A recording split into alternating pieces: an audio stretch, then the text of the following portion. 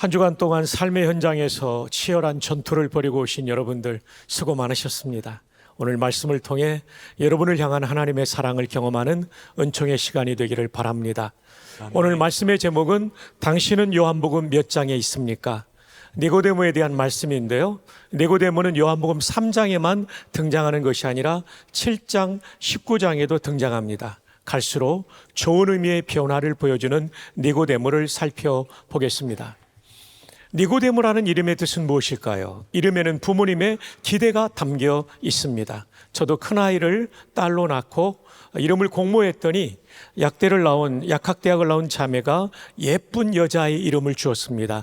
테리아라는 이름인데 문제는 제가 박씨이기 때문에 문제가 되었습니다.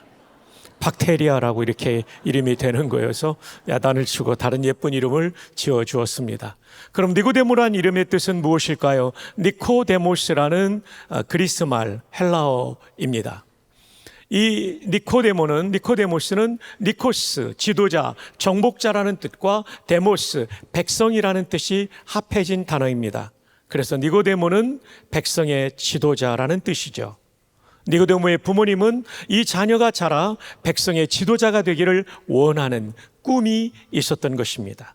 그렇다면 이 꿈은 이루어졌을까요? 3장 1절을 함께 읽어봅시다. 그런데 바리새인 중에 니고데모라는 사람이 있으니 유대인의 지도자라. 부모님의 꿈은 이루어졌습니다. 그런데 지도자라는 단어에 우리 성경에 보면 각주번호 2번이 달려 있습니다. 따라서 내려가 보면 또는 사내들인 공회원이라고 되어 있습니다.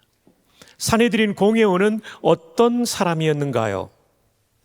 MBD라는 사진에 보면 사내들인은 유대인의 최고 의회이면서 동시에 최고 재판소였다. 수많은 유대의 지도자 중 72명을 뽑아서 만든 기관이다 라고 되어 있습니다. 사내들인 의회라고 하니까 우리는 의회 기능만 있는 줄 아는데 재판소 기능이 있었다는 거죠. 그것도 최고 재판소, 또 highest tribunal이라고 되어 있습니다. 그래서 예수님께서 사내들인에서 재판을 받으셨던 거죠. 바울 사도도 이 사내들인에서 신문을 받았었죠.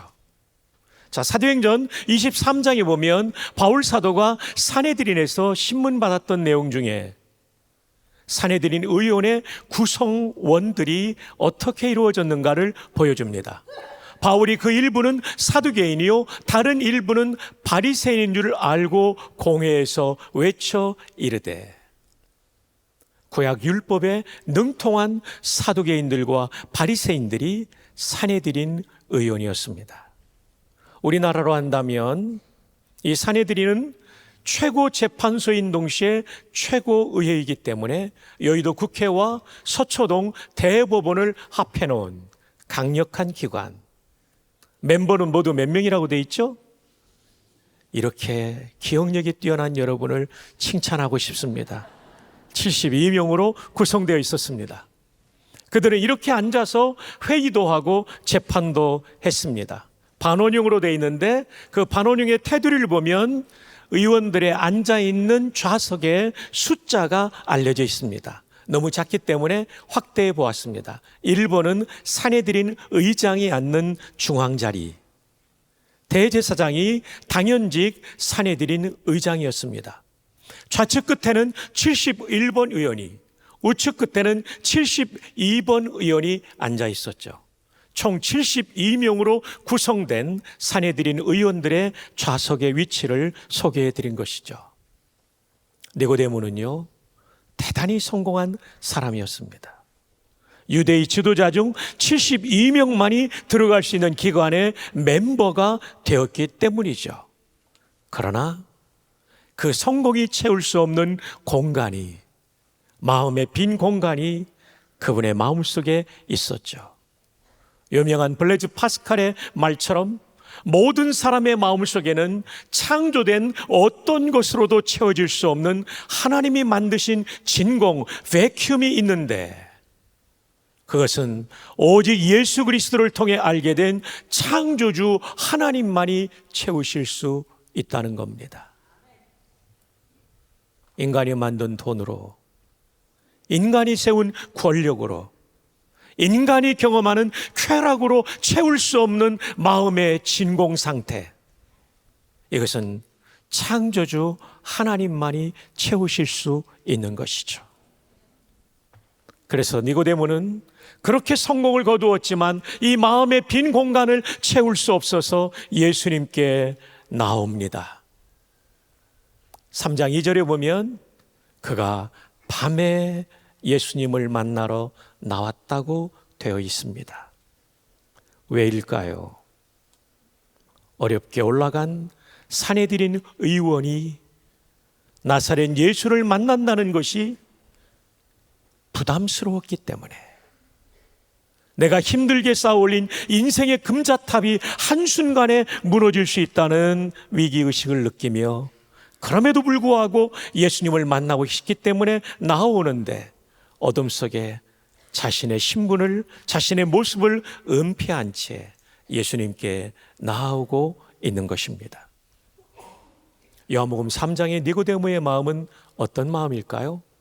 예수님을 만나고 싶으나 예수님 때문에 손해보고 싶지 않다, 이 마음이죠. 그런데 이렇게 이기적인 니고데모에게 예수님은 복음을 전하십니다. 요한복음 3장 3절로 21절에 총 19절의 말씀 가운데 2절은 니고데모의 질문이고 17절은 예수님의 말씀입니다. 종이와 인쇄술이 발달하지 않던 그 시대에 성경을 기록하는 매우 중요한 원칙은, 중요하지 않은 것은 생략한다는 것인데, 한 사람을 앉혀놓고 17절의 말씀을 전했다는 것은 예수님께서 얼마나 이 사람에게 공을 들였는지를 보여주고 있습니다. 경산중앙교회는 정말 전도 많이 하는 교회죠. 1년에 3사람 이상 전도한 사람 이렇게 격려하는 교회, 그리고 거의 대부분의 성도가 나의 전도 대상자를 품고 기도하고 가을에 전도하는 교회. 근데 여러분에게도 여러분의 전도 대상자가 니고데모처럼 이기적인 태도로 나올 수 있어요. 그럴 때 우리는 실망하고 전도를 접어버릴 때도 있죠. 그래서는 안 됩니다.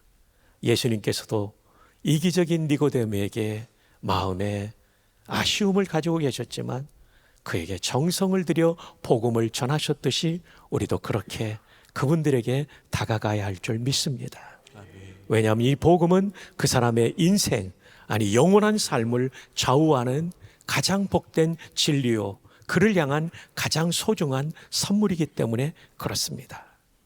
그런데 여러분, 예수님께서 니고데모에게 전한 말씀 중에 우리가 잘 암송하고 있는 요한복음 3장 16절이 있다는 사실을 아십니까? 복음 중에 복음. 지나간 2000년 동안 수많은 사람을 구원한 이 진리의 복음이 최초로 선포될 때, 그것도 예수님의 입술을 통하여 직접 선포될 때 최초의 청취자는 니고데모였습니다. 그러나 안타깝게도 요한복음 3장에서 니고데모가 예수님을 믿었다는 기록이 없습니다. 예수님께 직접 요한복음 3장 16절을 들었음에도 불구하고 요한복음 3장의 니고데모는 이기적인 니고데모입니다. 근데 7장으로 가면 니고데모가 좀 바뀝니다. 7장 1절 읽어볼까요? 그 후에 예수께서 갈릴리에서 다니시고 유대에서 다니려 하심은 유대인들이 죽이려 함이로라. 3장보다 훨씬 상황이 안 좋아졌어요. 예수님을 죽이려고 하는 분위기가 팽배한 상황입니다. 1절에서 건너뛰어서 상당 부분을 건너뛰어서 45절에 가면 아랫사람들이 대제사장들과 바리새인들에게로 오니 그들이 묻되 어찌하여 잡아오지 않았느냐. 예수님을 체포해서 죽이려고 하는 체포조가 출동되었는데 그들이 빈손으로 돌아왔다는 것이죠. 아랫사람들이 대답하되 그 사람이 말하는 것처럼 말한 사람은 이때까지 없었나이다. 잡으러 갔다가 은혜 받은 겁니다. 바리새인들이 대답하되 너희도 미혹되었느냐? 당국자들이나 바리새인 중에 그를 믿는 자가 있느냐? 니고데모도 당국자고 바리새인입니다. 율법을 알지 못하는 이 무리는 저주를 받은 자로다.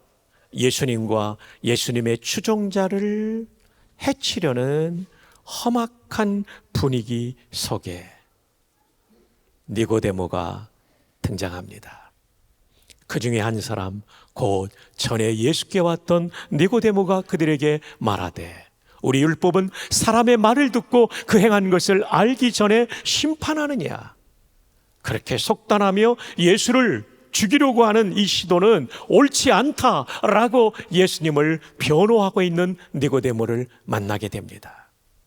요한복음 7장의 니고데모는 예수님을 변호하는 니고데모로 바뀌어져 있습니다. 신앙의 성숙과 사랑의 성숙은 공통점이 있습니다. 누군가를 진짜 사랑하면 나 중심에서 내가 사랑하는 대상의 중심으로 마음이 바뀝니다. 신앙의 성숙도 나 중심에서 나의 신앙의 대상이신 예수님 중심으로 바뀌는 거죠. 제 일생의 가장 감동적인 편지는 군목으로 임관하기 전에 훈련 받을 때 제 아내가 보내준 편지입니다. 제가 스스로 작성하지 않았다는 것을 보여주기 위하여 편지 겉봉을 스캔했습니다. 여기서 가까운 영천의 육군 3사관학교에서 훈련 받을 때입니다. 속지도 스캔했습니다. 내 사랑 내 모든 것 되는 당신, 생각할수록 더 보고파서 괴로워도 그래도 당신만 생각하며 하루해가 저뭅니다. 편지를 보고 사진을 들여다보고 끝없이 생각입니다. 스스로 이 사랑의 시냇물은 괴로움의 파도입니다. 그 언제부터였는지 당신은 제 마음을 온통 차지하고 사로잡아 버리셨지요. 그리고 지금은 당신의 포로입니다. 행복한, 아주 행복한 포로. 세상의 어떤 포로가 사로잡은 상대에게 사랑한다고 고백할 수가 있겠어요. 그러나 나는 당신의 영원한 포로이고 싶습니다. 네, 하나님께 영광 돌립니다. 요즘은 제가 포로 되어 삽니다. 예수님 말씀 다음으로 그분이 말씀하면 순종합니다. 집에 있는 시간이 많지 않지만 음식물 쓰레기 버리라고 하면 제가 버리고 그럽니다. 그렇다고 매일 하는 게 아니고요. 시간 날 때 합니다. 근데 여러분, 신앙의 세계에도 은총의 포로가 되겠노라는 찬송가가 있습니다. 주의 귀한 은혜 받고 일생 빚진 자 돼. 다 함께 주의 은혜 삭을 되사 나를 주께 매소서. 우리 마음은 연약하여 범죄하기 쉬우니 하나님이 받으시고 천국인을 치소서. 이 가사를 한번 묵상해 봅시다. 주의 귀한 은혜 받고 일생 빚진 자 되네. 주님의 은혜는 정말 얼마나 놀라운 은혜란 말입니까? 하나님이신 그분이 나를 위해 죽어주신, 미천한 피조물을 위해 죽어주신 은혜가 아닐까요? 그래서 일생 이 사랑의 빚, 은혜의 빚을 졌다는 거죠. 그래서 주의 은혜 사슬되어서 나를 주님께 메어주시는 저를 은총의 포로로 삼아주십시오. 우리 마음은 연약해서 자꾸 포로의 상태에서 벗어나려고 하고 나 중심으로 살려고 하니까 하나님께서 저를 받아주시고 포로로 받아주시고 은혜의 사슬로 묶으신 다음에 누구도 풀 수 없도록 자물쇠로 채우시고 열쇠 구멍에 납 같은 것을 대고 불을 가하여 열을 가하여 도장을 찍으면 누구도 풀 수 없었던 고대의 포로의 방식처럼 제가 일생 주님께 은총의 포로로 살고 싶습니다. 보배로운 성도 여러분, 우리의 행복은 내 마음대로 사는데 있지 않습니다. 내 마음대로 살면 실패하고 넘어지고 좌절합니다. 그러나 주님의 은총의 포로 되어 살면 주님께서는 높이 영광을 받으시고 우리의 일생을 가장 복된 길로 인도해 주실 줄로 믿습니다. 아멘. 우리 전후좌우에 한번 하이파이브 하면서 축복합시다. 은총의 포로 되기를 바랍니다.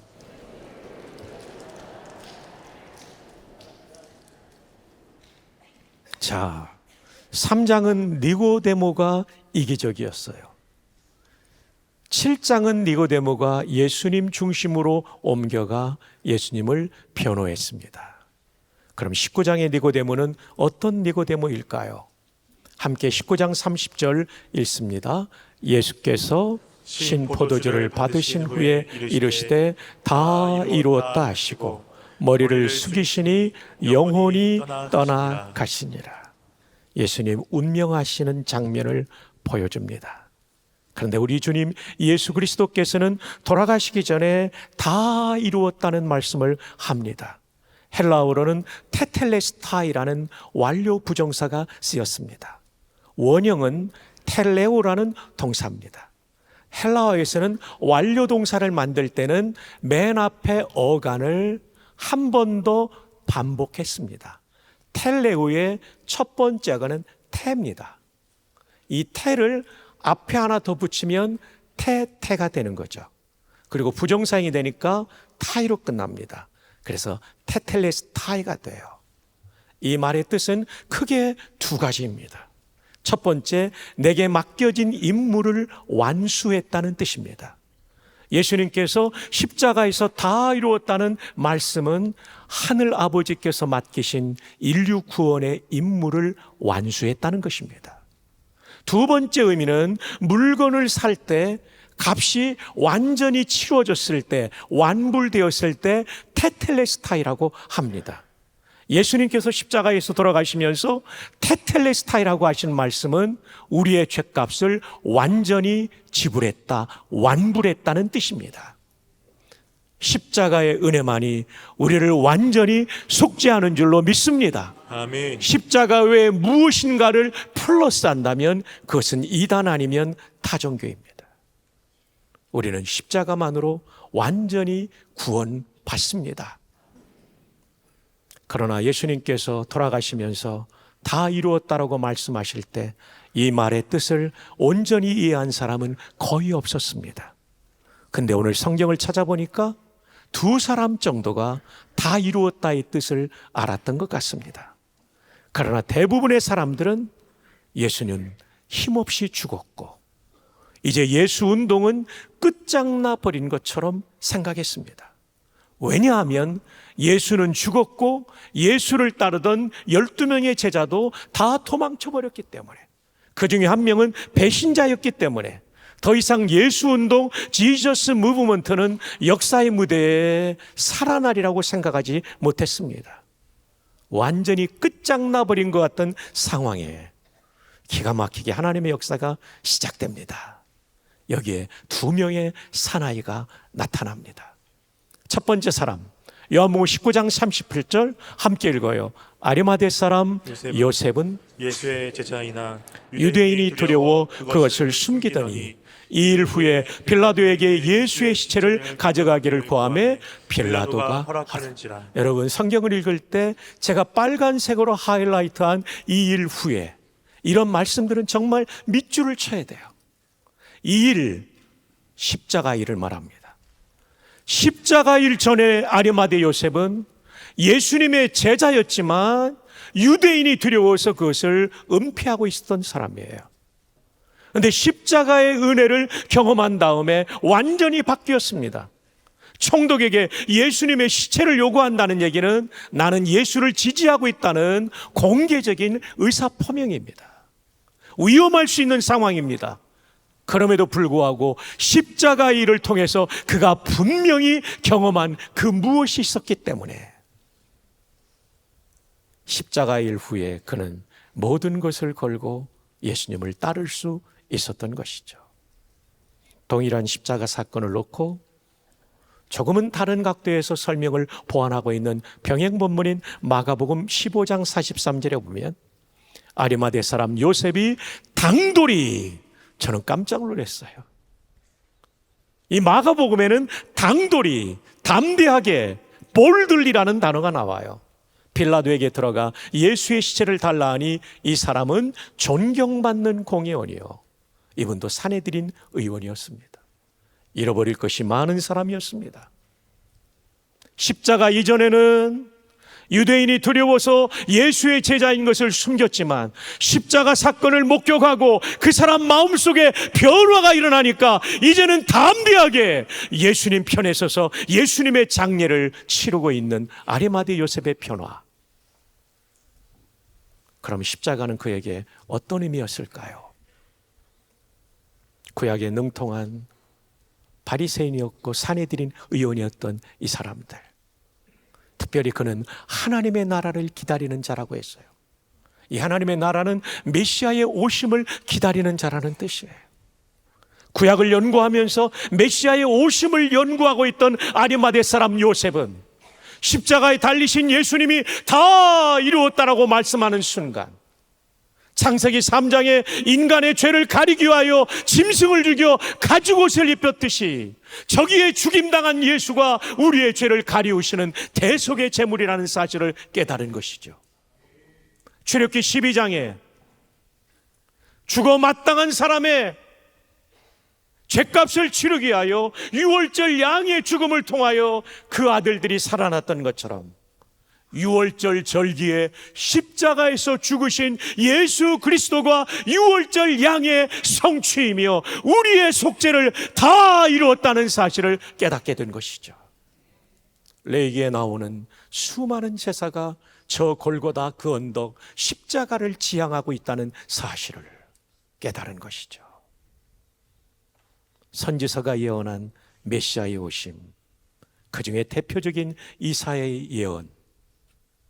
이사야는 장차 오실 메시아가 왕이시지만 고난받는 종으로 오신다는 여호와의 종의 노래라고 하는 네 편의 노래를 썼는데 그 중에 제사 여호와의 종의 노래가 저와 여러분이 잘 알고 있는 이사야 52장에서 53장입니다. 52장 후반부부터 53장 전체를 포함하고 있죠. 3절 한번 읽어보실까요? 그는 멸시를 받아 사람들에게 버림받았으며 간고를 많이 겪었으며 질고를 아는 자라. 마치 사람들이 그에게서 얼굴을 가리는 것 같이 멸시를 당하였고 우리도 그를 귀히 여기지 아니하였도다. 사람들에게 멸시와 버림을 받으신 예수, 그분이 바로 고난받는 여호와의 종인 메시아라는 사실을 깨달은 거죠. 그는 실로 우리의 질고를 지고 우리의 슬픔을 당하였거늘 우리는 생각하기를 그는 징벌을 받아 하나님께 맞으며 고난을 당한다 하였노라. 하나님께 버림받고 고난받는다고 오해한 것이죠. 그가 찔림은 우리의 허물 때문이요 그가 상함은 우리의 죄악 때문이라. 그가 징계를 받음으로 우리는 평화를 누리고 그가 채찍에 맞음으로 우리는 나음을 받았도다. 그분은 당신의 죄 때문이 아니라 우리를 위한 대속의 제물이 되었다는 것을 깨달은 거죠. 우리는 다 양 같아서 그를 향하여 각기 제 길로 갔거늘 여호와께서는 우리 모두의 죄악을 그에게 담당시키셨도다. 자기의 죄 때문이 아니라 우리의 죄를 걸머매고 십자가에서 죽임당한 대속제물 예수 그리스도. 여호와께서 그에게 상함을 받게 하시기를 원하사 질고를 당하게 하셨은즉 그의 영혼을 속건제물 속죄제물의 또 하나 형태죠 드리기에 이르면 그가 씨를 보게 되며 하나님의 자녀들을 보게 되며 그의 날은 길 것이요 제물로 죽임을 당하지만 다시 살아날 것이요 또 그의 손으로 여호와께서 기뻐하시는 뜻을 성취하리로다. 테텔레스 타이. 깨닫지 않았을까요? 그러므로 내가 그에게 존귀한 자와 함께 몫을 받게 하며 아리마대 요셉의 새 무덤의 장례를 치르게 되었죠. 강한 자와 함께 탈취한 것을 나누게 하리니 이는 그가 자기 영혼을 버려 사망에 이르게 하며 범죄자 중 하나로 헤아림을 받았음이니라. 두 명의 강도 사이에 죽임당한 예수, 범죄자 중에 하나로 헤아림을 당한 것이죠. 그러나 그가 많은 사람의 죄를 담당하며 범죄자를 위하여 기도하였느니라. 그의 죽음은 대속적 죽음이며 그는 그 자리에서 범죄자를 위한 기도, 아버지여 저들의 죄를 사하여 주옵소서. 자기들이 하는 것을 알지 못함이니이다. 주 안에 사랑하는 보배로운 성도 여러분, 아리마대 요셉은 산에 들인 의원이요 율법의 학자로서 그가 기다리던 하나님의 나라 메시아의 오심을 갈망하던 사람으로 성령의 인도 가운데 그가 연구한 성경이 관통되며 저기 달린 예수 그리스도가 우리를 위한 대속의 제물이요 저분을 통하여 우리의 구원이 성취되었다는 사실을 알았기 때문에 전에는 두려워 예수의 제자됨을 숨겼으나 이제는 다음 대의 예수님의 제자됨을 커밍 아웃 하고 있는 것이죠. 한 사람의 사나이가 더 나옵니다. 요한복음 19장 39절입니다. 함께 읽어볼까요? 일찍이 예수께 밤에 찾아왔던 니고데모도 물약과 침량 섞은 것을 100리트라쯤 가지고 온지라. 저는 성경을 읽을 때마다 이 노랗게 하이라이트 된 부분을 보면 참 재미가 있어요. 밤에라는 말을 빼줘도 되는데 굳이 넣어놓습니다. 이 사람이 이렇게 옛날에는 이기적이었다는 것을 공개하고 있는 것이죠. 그런 면에서 성경은 위인전이 아니라 진리의 성경, 진리의 책이죠. 성경은 하나님이 그토록 아꼈던 믿음의 조상 아브라함의 그 부끄러운 거짓말을 2번이나 기록하고 있지 않습니까? 아내를 루이라고 속였던, 하나님을 신뢰하지 못하고 자신이 죽임당할까 봐 아내를 누이라고 속였던 그의 거짓말을 성경은 소개합니다. 그러나 동시에 이렇게 거짓말하던 아브라함이 100세에 낳은 아들까지 바치는 헌신의 사람으로 성화되어오는 과정을 보면서 우리에게도 큰 격려가 되는 것이죠. 내 마음에 합한 사람이라고 불렀던 다윗 왕의 범죄, 사랑하는 장군의 아내를 범했던 추악한 범죄, 그리고 이 범죄를 은폐하기 위하여 임신한 그의 아내와 함께 잠자리를 하도록 우리아 장군을 전장에서 소환하여 집에 가서 자도록 하죠. 근데 우리아는 이렇게 말합니다. 내 주의 언약궤와 장병들이 전장에 있는데 내가 어떻게 한가로이 내 아내를 품에 안을 수 있사오리까? 그는 성내에 머물다가 다시 전장으로 가죠. 이 순간 여러분에게 질문을 드립니다. 우리아의 집은 왕궁에서 멀리 떨어져 있었다가 1번입니다. 저는 주로 정답을 2번에 배치한다는 걸 기억하십시오. 우리아의 집은 왕궁에서 상당히 가까운 거리에 있었다가 2번입니다. 정답은 몇 번일까요? 왜 그렇게 제가 묵상하게 되었냐면 다윗 왕이 왕궁 옥상을 거닐다가 샤워하는 밧세바를 보면서 유혹을 느낄 거리니까요. 상당히 멀면 유혹 안 느낍니다. 상당히 가까웠다는 거죠. 어쩌면 잠깐 집에 갔다 올 수도 있는데 그는 잠깐도 가지 않아요. 그의 충성스러운 면모를 볼 수 있는 거죠. 근데 다윗은 이런 악한 일을 합니다. 우리아 장군이 전장으로 복귀할 때 그에게는 작전 명령서 한 통이 쥐어져 있었어요. 거기에는 요압 총사령관에게 우리아를 최전방에 선봉으로 내서 공격을 하다가 그가 최전방에 섰을 때 모든 병력을 퇴각시키므로 고립되어 전사하게 만들어라. 여러분, 우리아가 이걸 들고 전장으로 가는 거예요. 그는 비록 읽지 못했지만 이 모든 것을 아시는 하나님은 다윗이 얼마나 괘씸했는지 몰라요. 그가 회개하기를 기다리죠. 근데 다윗과 밧세바 사이에 아이가 태어날 때까지 회개하지 않았다는 얘기는 1년을 회개하지 않아요. 하나님이 나단 선지자를 보내시고 그 자가 바로 당시용으로는 그 말씀을 들을 때 다윗은 왕의 보좌에 내려와서 통곡하며 회개하죠. 그래서 하나님이 그를 다시 살려주시고 그의 인생의 말년은 하나님의 은혜로 복된 인생으로 끝나죠. 여러분, 우리도 얼마든지 이런 범죄자일 수 있습니다.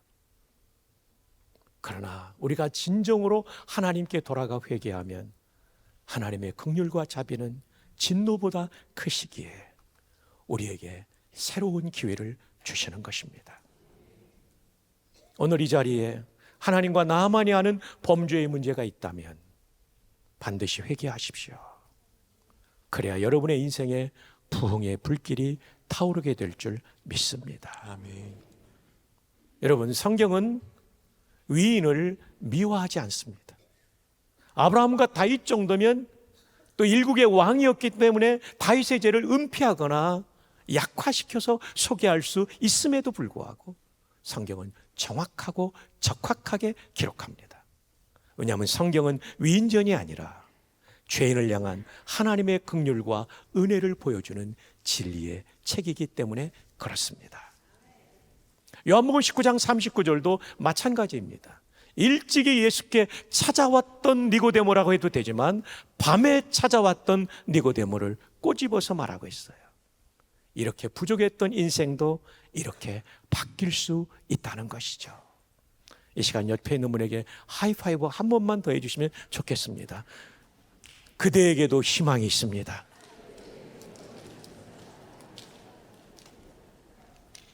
자, 니고데모가 어떻게 바뀌었는가 보십시다. 모략과 침향 섞은 것을 100리트라쯤 가지고 온지라. 이 향품을 가지고 온다는 거 굉장히 고가했던 것 같습니다. 100리트라의 이 리트라 단위의 부피를 무게를 327g으로 성경은 소개합니다. 따라서 100리트라는 32.7kg입니다. 굉장한 양이죠. 우리 남성들이 군에서 군장 챙기면 약 30kg 되지 않습니까? 묵직한 거죠. 도대체 얼마의 가치가 있을까? 다른 주석에 나오지 않아서 뉴 바이블 딕셔너리에 보니까 lavish gift of spices, 향료의 풍성한 선물을 주님께 드렸다라고 되어 있습니다. 레비시라는 형용사는 아주 의미가 있죠. 긍정적으로 볼 때는 풍부하다, 부정적으로 볼 때는 낭비하다. 한 여인이 옥합을 깨뜨려 향유를 예수님께 부을 때 왜 이렇게 낭비하느냐, 그런 뜻입니다. 그러나 예수님 보실 때는 풍부한 거죠. 이기적이었던 니고데모가 풍부한 헌신을 하는, 아니 물질 헌신만이 아니죠. 예수님이 죽으셨기 때문에 더 이상 희망이 없고 어쩌면 내 신분과 지위를 빼앗길 수도 있는 상황에 그는 모든 것을 걸고 헌신하고 있는 것입니다. 요한복음 19장의 니고데모는 예수님을 위해 목숨과 사회적 지위를 걸고 물질을 드리며 헌신하는 사람입니다. 왜요? 니고데모도 십자가의 은혜를 체험했기 때문에 성령의 감동으로 십자가에 달리신 예수님이 나의 메시아라는 사실을 알게 되니까 더 이상 아까울 것도 두려울 것도 없었던 것이죠. 저와 여러분의 인생에 정말 중요한 것은 십자가의 은혜를 경험하는 것입니다. 초등학교 1학년 때부터 예수님을 믿었던 저 담임 목사님을 통하여 십자가의 은혜를 경험하고, 대학 1학년 때는 4학년 선배를 통해서 복음을 다리에와를 통해서 깨닫고, 구약학 교수인 김희보 박사님을 통하여 5대 제사를 배우며 십자가가 다시 한번 깨달아지고, 군목으로 가서 복음을 전하다 보니까 3,000명 이상이 제게 복음을, 제가 전한 복음을 받아들이고 영접하고 그들에게 세례를 주다 보니까 끊임없이 복음을 전하게 되고, 성경을 읽을 때, 찬양할 때, 기도할 때 십자가의 감격이 살아나고 신앙 서적을 통하여 깨달아지고, 철로역정이 너무나 소중한 것이 될 거예요. 제가 초등학교 2학년 때 교통사고를 당했는데 주일학교 선생님이 어린이 철로역정을 갖다 주셨어요. 반은 그림이고 반은 글이에요. 가장 인상적이었던 것은 뭐냐면 그 주인공 크리스천, 그때는 기독도라고 번역되어 있어요. 기독도가 무거운 짐을 지고 가다가 골고다 언덕을 올라갑니다. 계단을 올라가는데 십자가 앞에 딱 섰을 때 이 짐이 풀어져서 계단 밑으로 굴러가는 이 장면을 그림으로 보면서, 야, 십자가는 우리의 짐을 다 없애주는 것이구나, 어릴 때 깨달았어요. 맞습니다. 신앙서적 너무 중요합니다. 이번에 담임 목사님과 함께 여러분이 철로 역정을 함께 말씀을 받을 때 여러분 가운데 복음의 감격이 회복되기를 주님의 이름으로 축복합니다. 아멘. 십자가 체험이 우리를 살리는 거예요. 하나님이신 그분이 미천한 피조물인 나를 위해 죽어주신 그 은혜를 깨달으면 우리 인생은 의미 있는 변화, 본질적 변화를 경험하게 될 것입니다. 여러분, 이 말은 찰스 토마스 스타드라는 아주 유능한 젊은이가 했던 얘기입니다. 무디 선생을 통하여 십자가에 달린 예수님을 영적으로 만난 다음 그는 중국 선교사가 되려고 100여 년 전에 헌신했어요. 많은 사람이 말립니다. 너희 아버지는 부유한 사육가이고 너는 케임브리지라는 명문대학을 나왔는데 왜 황토의 나라 중국으로 가려고 하느냐. 그때 그가 남긴 유명한 말이죠. 만약 예수 그리스도가 하나님이시고 하나님이신 그분이 나를 위해 죽으셨다면, 그렇다면 내가 그분을 위해 아무리 헌신을 한다 해도 그것은 위대한 희생이라고 할 수 없을 것입니다. No sacrifice can be too great. 위대한 희생이라고 할 수 없을 거예요. 십자가의 은혜를 알면 헌신하지 않을 수 없는 뜨거운 열정이 우리 마음에 샘솟듯 솟아나는 것입니다. 마지막으로 서서평 선교사님 이야기를 드리고 말씀을 마치려고 합니다. 1912년 32세 전남 광주에 나환자와 함께 지내며 치료하고 선교하셨던 선교사님. 그 당시 광주의 사람들은 양림거리에 옥양목 치마, 검정 고무신을 신고 고아를 등에 업은 미국 처녀를 자주 만났다고 합니다. 금주, 금연, 공창제도를 폐지하는 운동을 벌였으며 친구 니일의 후원으로 이일학교를 설립하여 여성 지도자를 양성했죠. 그 중에 한 분이 홍정길 목사님의 할머니입니다. 그녀는 광주 제1교회 전신인 금정교회 여전도회를 전국 최초로 조직한 지도자입니다. 1934년 6월 26일 새벽 4시 광주에서 만성 풍토병과 과로와 영양실조로 숨지셨습니다. 그녀가 남긴 건 담요 반장과 동전 7전, 강냉이 가루 2홉이 전부였습니다. 시신도 유언에 따라 의학 연구용으로 바치셨습니다. 찢어지게 가난한 조선애와 22년간 보리밥에 된장국을 먹고 조선인의 친구가 아니라 조선인으로 살았던 사람, 가난하고 병든 이웃, 나환자들을 죽기까지 사랑했던 사람, 54세를 일기로 사랑과 헌신의 생애를 마쳤습니다. 광주 최초의 시민 사회장으로 장례가 치러졌으며 수천의 광주 시민과 나환자들이 나와 어머니, 어머니, 어머니를 부르며 오열했다는 기록이 있습니다. 그날짜 동아일보 기사는 헤드라인으로 자선과 교육 사업에 일생을 바친 서서평양 서거. 이 헤드라인의 부제는 다시 살아온 예수. 이렇게 살 수 있었던 이유는 무엇입니까? 십자가 정신이죠. 그녀가 숨진 침대의 머리맡에는 이런 문구가 쓰여져 있었습니다. Not success, but service. 성공이 아니라 섬김이다. 예수님의 말씀이 떠오르지 않습니까? 인자가 온 것은 섬김을 받으려 함이 아니라 도리어 섬기려 하고 자기 목숨을 많은 사람의 대속물로 주려 함이니라. 온전히 예수의 제자가 되었던 서서평 선교사님, 이런 선교사님이 이 땅에 오셨기에 오늘의 경산중앙교회도 있는 것 아니겠습니까? 주님은 성공을 추구하는 사람이 아니라 섬김을 추구하는 십자가의 길을 따르는 사람을 통해 주님의 뜻을 오늘도 펼쳐 나가십니다. 말씀을 맺습니다. 당신은 요한복음 몇 장에 있습니까?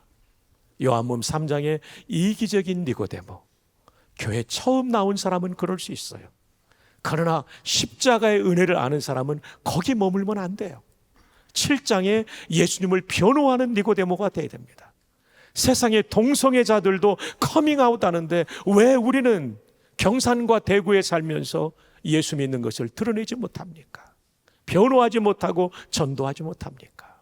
더 나아가 목숨 걸고 헌신하는 니고데모의 자리까지 십자가의 은혜를 아는 사람은 나아가게 돼 있습니다. 당신은 요한복음 몇 장에 있습니까? 3장에 있는 분은 7장으로, 7장에 있는 분은 19장으로 나아가는 복된 여러분 되시기를 주님의 이름으로 축복합니다. 기도하겠습니다.